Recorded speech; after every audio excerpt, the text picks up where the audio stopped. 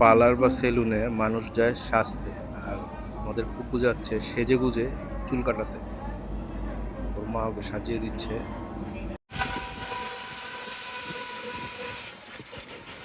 চুল কাটাইতে যাইবো তাও বলে এত পোস্ট।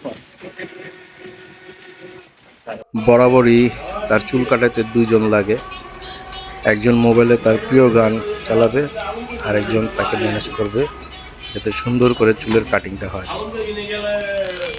বরাবরই থাকে আমার শ্যালক রিজু, আজকে নাই, বেড়াতে গেছে।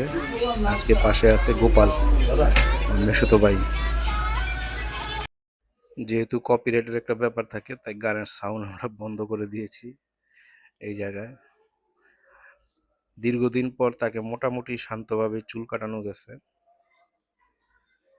সে হচ্ছে গাড়ির পাগল। যে এমন কোনো সেলুন নাই যে চিপা চাপার গল্লির ভিতরে যেখানে গাড়ি নাই।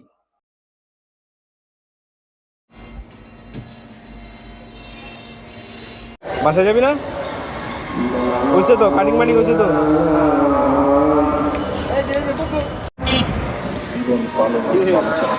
কত বছর পর চুল কাটলি?